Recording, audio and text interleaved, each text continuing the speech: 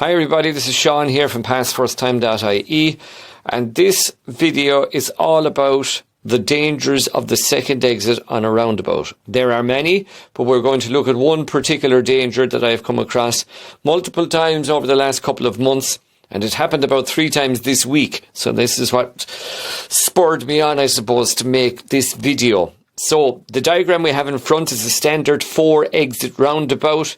There are no road markings on approach. The second exit is straight ahead. So by default, the second exit is the left-hand lane.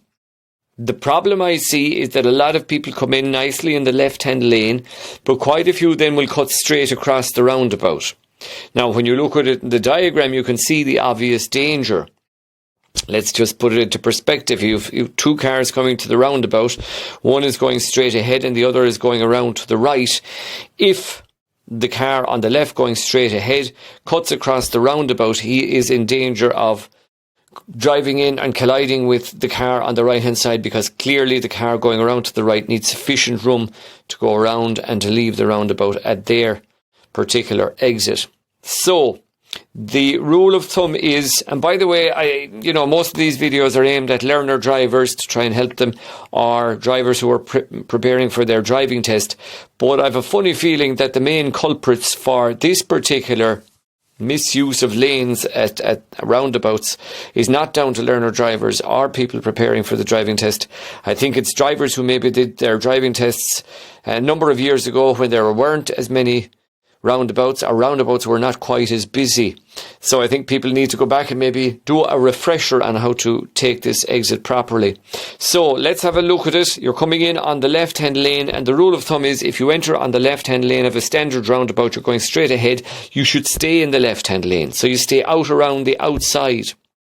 Now, you need to be careful moving out around the outside, because cars coming down from the right hand side here down this lane may think you're turning off a little late and taking the left turn, and there is a danger that they may move. So just make sure they're not moving. You roll up until roughly the front of your car is opposite the dividing line here, or the island of the road you're turning into, and then you mirror and signal and come off to the second exit. This will see you around the roundabout nice and safely, and also will mean that you are not interfering with cars that are coming in the right hand lane and moving around to take the third or possibly even the 4th exit off of the roundabout. Let's look at it now from the perspective, if you are the car in the right hand lane and there's a car very close to you on the left hand lane going straight ahead, and you're a little worried as you roll into the roundabout, if you suspect that the car that is in the left-hand lane is going to take the shortcut and cut straight across the roundabout. Nobody wants to be in an accident, and 2 wrongs don't make a right.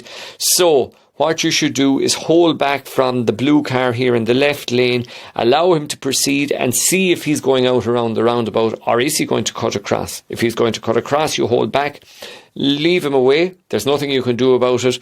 If you feel he is moving out, then you can continue to use your lane and come around, and everybody is safe and everybody leaves the roundabout safely. If you are doing your driving test in the next couple of days, all the best with it. Hopefully your preparation is going well. Good luck with that. And if you're learning to drive at the moment, the best of luck with that as well. We'll talk to you on, or we'll see you, I suppose, really, rather than talk to you on the next video.